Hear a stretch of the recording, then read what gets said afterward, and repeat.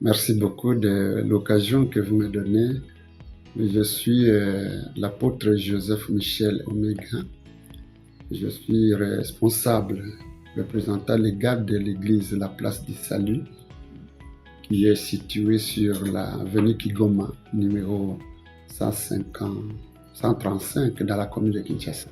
Ok, nous avons vu avec l'un des pionniers du réveil spirituel au Congo, le patriarche Charles Nkelani Pata, une figure emblématique de l'histoire de l'Église. Qu'est-ce qui vous a inspiré de vous attacher à ces grands hommes de Dieu? C'est vraiment terrible, c'est la révélation de Dieu. Donc notre Église s'apprêtait à fêter son jubilé d'argent, donc 25e année d'existence à Kinshasa, avec maintenant au Congo et même dans le monde, plus ou moins 200 assemblées. Et dans mes prières, j'étais en train de me demander comment je devrais organiser. Et Dieu m'a conduit en esprit, étant donné que je suis un des fils spirituels de Heidi Nabala, le petit-fils, parce que c'est un collaborateur de Moussa Heidi Nabala qui était mon père spirituel, donc le pasteur Papomiro, comme nous l'appelons. J'ai eu l'occasion de rencontrer Moussa Heidi Nabala à Kamanga, lors de la campagne de Tisseleka. Et lorsque je priais, une inspiration m'est venue de honneur fait au Père, la bénédiction de l'Éternel qui commence par le Père. Que Isaac a dit dans Genèse 28 à son fils Esaïe, Yondema Nanga Liboso, nakomi mokolo sala eloko moko osepelisa motema na nga mpo ngai nayeba na kopambola yo. Alors j'ai dit, donc il faut réjouir le cœur du Père. Mais qui est mon Père maintenant ici, comme Moussa Heidi Nabala n'est plus là? Et directement, l'image le nom de Papa Nkelani m'est venu à l'esprit. Il y a un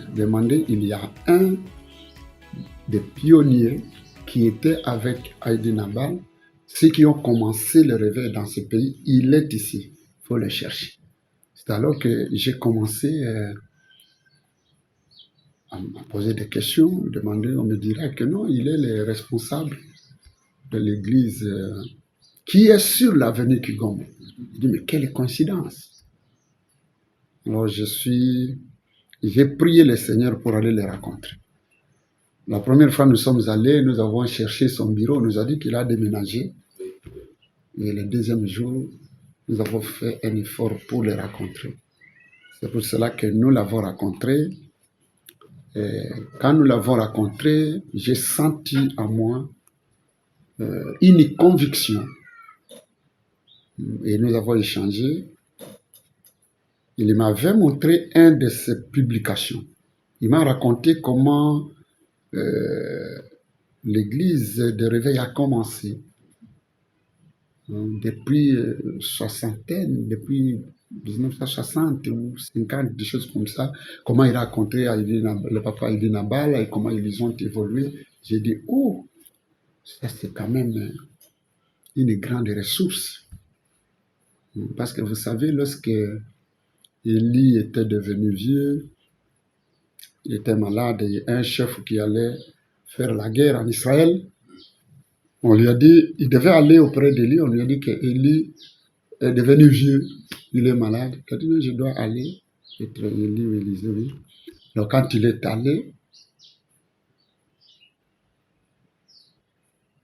ce n'est pas ça Élisée. Quand il est allé, Élisée lui a dit, ouvrez la fenêtre. Jeter des flèches là-bas. Il était déjà mort. Même quand il est mort, là où il est mort, bayaki ne bembe mususu bayeko kunda a tutani kaka na mikoa ya Élisée asekwi. Mais non, on ne peut pas négliger ce papa. Ce qu'il m'a dit, alakisi nga mpe ba biloko où il y a produire mes candas comment. J'ai senti, j'étais plus attiré par une de ces publications, les secrets de la longévité physique et spirituelle, quelque chose de comme ça, dans le ministère. Physique et dans le ministère. Il dit, les secrets, alors qu'il a déjà plus de 90 ans. Et je lui ai demandé, mais comment ce livre, cette grande sagesse, peut-elle parvenir à tout le monde? Il dit, non, mais je suis là, j'essaie de publier, tout ça. Il dit, non, voilà une belle occasion, comme nous fêtons notre jubilé d'or, 25e anniversaire, nous voulons vous associer comme père. Hein? Nous voulons vous associer comme père, que vous soyez là, et que Dieu nous aide si nous pouvons vendre ces secrets. Vous êtes un des pères de réveil. Et ce fardeau, quand je suis revenu de chez lui, j'ai senti dans mon cœur ce fardeau-là. Dieu me parla directement. Il faut qu'il soit là, qu'il prie. À cette occasion de 25e anniversaire. C'est ainsi qu'il m'a dit qu'il ne voyait aucun inconvénient sans poser une condition à Tamoko. Tout sambela kanzambi, sambela iponanga na fukama kana sambeli. Événement na wane salema pena zala na kimia na kosa. Donc j'ai senti l'humilité. Hein? Il dit, oh Seigneur, il faut me donner ce cœur-là humble. Alors c'est ainsi que Mokolwanape Ayaki, il est venu sans poser quelques conditions que ce soit. Et moi, je me suis senti vraiment, je priais toujours le Seigneur qu'il vienne. Nous avons invité beaucoup de gens. Nous avons préféré qu'un patriarche comme celui-là, icône de l'évangile, honoré, comme c'était à l'échanger des livres. Mais ceux qui ont répondu ont répondu. D'autres ne sont pas venus. Une personne comme celle-là, comme Papa Kelani, c'est une ressource. C'est une source de bénédiction pour l'Église, non seulement du Congo, mais de l'Afrique. Mais comme l'on dit toujours, prophète Azalaka n'a valeur et pas n'a bangote. Moi, je vois avoir un homme comme celui-là, sa prière, bisonyo sobasali na nzambe. Tokokaki kokende pa inaye, kotuna secret du ministère. Kobenga ye kohonorer davantage. Mais je ne comprends rien. Soki azalaka mundele, soki azalaka mutu ya Afrique mususu, nde bato nyonso. Mais nous-mêmes, nous devons honorer notre Père. Nous devons réjouir son cœur. Je crois que c'est ça qui m'a poussé de le faire. D'ailleurs, nous sommes en train de préparer également. Voilà, ça c'est. Je vais lui amener ça. Hein, je crois que j'étais en train de préparer ça et pour lui amener, hein, pour immortaliser cette journée-là. Parce que pour moi, c'est une grande bénédiction. Parce que, comme la Bible dit, l'Église est un champ de Dieu. Et l'homme de Dieu a la sémence. S'il y a une bonne sémence, il y aura une bonne production. D'où vient que nous prions beaucoup dans notre pays, mais apparemment les choses ne semblent pas marcher. Nous devrions recourir à des icônes comme celle-là. Du temps où ils étaient en train de prêcher dans ce pays, les choses avancent. Je crois que nous ne devons pas les négliger. Et ce n'est qu'une première étape. De temps en temps, nous allons l'associer. Tant que Dieu nous donnera la force. Mais ce n'était pas révélation. Il ne me connaît pas. Je ne le connais pas. Mais c'est l'esprit, c'est poussé par l'esprit de Dieu que nous avons agi comme ça. Parce qu'on parle de Papa Kelani, ouais. Vous êtes aussi apôtre. Ouais. Quel message que vous pouvez lancer également à vos confrères pasteurs par rapport à ces grands baobabs qui a servi son Dieu avec toute honnêteté, avec crédibilité, qu'est-ce que vous pouvez... Mon message est que celui qui fréquente le sage devient sage. C'est ça la parole de Dieu. Nous avons la grâce. Parce que Dieu est Emmanuel, il travaille avec les hommes. La longue vie de ses papas, son ministère est un grand témoignage. Nous devrions, au lieu de chercher d'autres parrains, nous devrions recourir auprès de ses papas pour l'honorer afin que nous ne puissions pas rater cette bénédiction. Vous savez que Ésaïe n'a pas obtenu la bénédiction et c'est Jacob qui est venu arracher.